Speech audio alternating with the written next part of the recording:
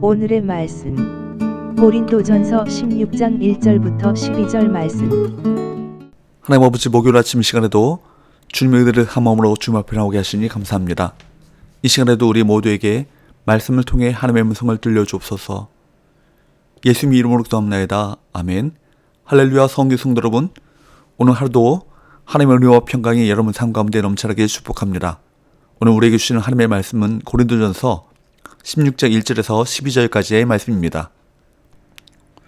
바울은 주제를 바꾸어 헌금 모금에 관한 이야기를 꺼내고 있습니다. 1절, 성도를 위하는 연보에 관하여는 내가 갈라디아 교회들에게 명한 것 같이 너희도 그렇게 하라. 이것은 예루살렘 교회를 위해 헌금하라고 당부하는 것입니다. 그는 이방 지역을 다니며 복음을 전파하는 가운데 항상 경제적으로 어려운 형편에 있는 예루살렘 교회를 마음에 두고 있었습니다. 그래서 자신을 비롯한 사도들을 통해 복음을 듣고 영적 혜택을 누리고 있는 이방 지역의 교회들이 복음의 질원지인 예루살렘 교회를 물질로 후원하는 것은 바람직한 일이라고 생각했습니다.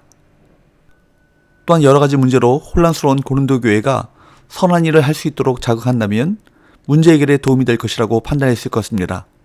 그래서 바울은 헌금 모금에 관한 보다 상세한 지침을 줍니다.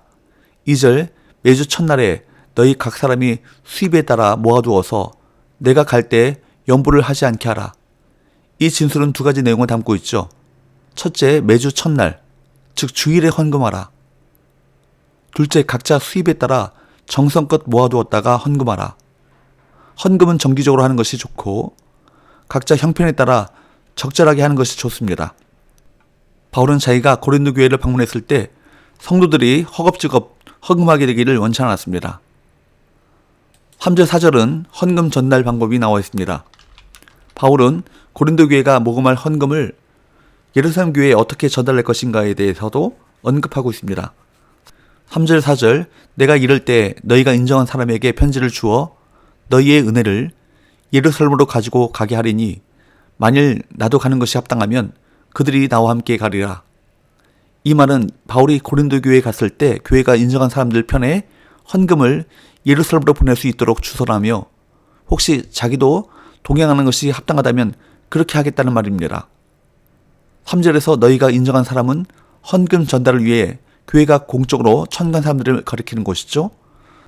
또한 편지는 고린도 교회가 예루살렘의 교회에 보낼 편지를 가리키죠. 그리고 너희의 은혜는 고린도 교회 성도들이 모금한 헌금을 가리킵니다. 그런데 여기서 헌금을 은혜라고 표현하고 있는 것을 주목해 보십시오.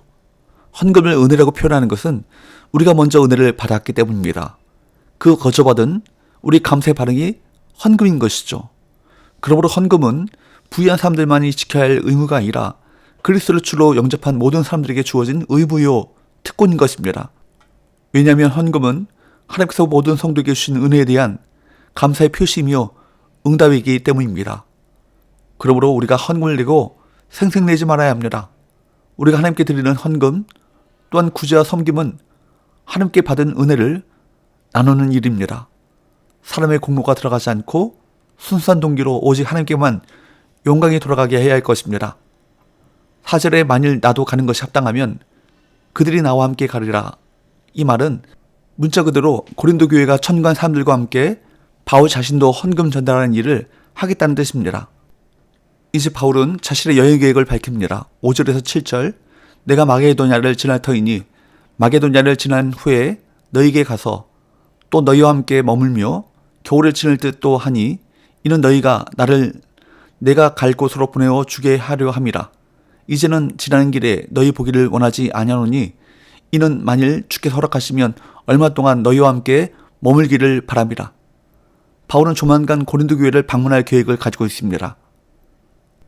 그는 육로로 먼저 마게도냐를 거쳐 고린도에 가기를 희망하고 있습니다. 마게도냐에는 빌립보 교회가 있었죠. 바울은 사실 빌립보 교회 성도들에게 그들에게도 예루살렘 교회를 위한 헌금 모금을 독려했고 모금 운동이 어떻게 진행되는지 살펴보고자 했던 것 같습니다. 바울은 고린도 교회에 가면 거기서 겨울을 나게 될 것으로 예측합니다. 그리고 고린도 교회가 그를 다음 선교지로 파송해 줄 것을 기대하고 있습니다. 6절 하반절, 이는 너희가 나를 내가 갈 곳으로 보내어 주게 하려 함이라. 여기 내가 할 곳이라는 말은 바울이 마음에 품고 있는 다음 선교지, 그 1차적으로는 예루살렘을, 그 다음으로는 로마와 서바나를 가리키는 것이 분명합니다. 바울은 고린도 교회를 스치듯이 지나가지 않고 주께서 허락하시면 일정 기간 동안 머물며 그들과 함께 교제를 나누기를 원하고 있습니다. 7절에 주께서 허락하시면 이라는 말은 그의 모든 선교 여정이 주께서 허락하셔야만 가능하다는 것을 고백하는 표현이죠. 바울은 한 지역에 일정 기간 머무는 것도 주께서 간섭하신다는 사실을 믿고 있습니다. 8절 9절 내가 오순절까지 에베소에 머물려 함은 내게 광대하고 유효한 문이 열렸으나 대적하는 자가 많음이라. 바울은 당분간 에베소에 더 머물 것이라고 말합니다. 그곳에서 성과를 기대할 만한 복음 전도의 기회들이 주어지고 있기 때문입니다. 더군다나 그곳에는 복음을 대적하는 자들이 많아서 교회를 위기에 빠뜨릴 가능성이 높다는 판단도 들었기 때문입니다. 사역자는 교회 주변에서 일어나는 일들이 무엇이며 그것이 교회에 미칠 파장이 무엇인지 예측하며 처신할 필요가 있습니다. 대적과 방해가 있을지라도 하나님께서는 역사하셔서 전도할 상황을 열어주시고 영혼을 붙여주십니다. 우리는 하나님이 역사하시고 도우시는 이 복음 사역을 위한 동역자로서 서로 도와야 할 것입니다. 또한 기도해야 할 것입니다. 주님, 광대하고 유효한 복음의 문이 열리게 하여 주옵소서. 10절에서 12절 디모데가 이르거든 너희는 조심하여 그로 두려움이 없이 너희 가운데 있게 하라. 이는 그도 나와 같이 주의 일을 힘쓰는 자임이라. 그러므로 누구든지 그를 멸시하지 말고 평안히 보내어 내게로 오게 하라. 나는 그가 형제들과 함께 오기를 기다리노라. 형제 아볼로에 대하여는 그에게 형제들과 함께 너에게 가라고 내가 많이 권하였으되 지금은 갈 뜻이 전혀 없으나 기회가 있으면 가리라.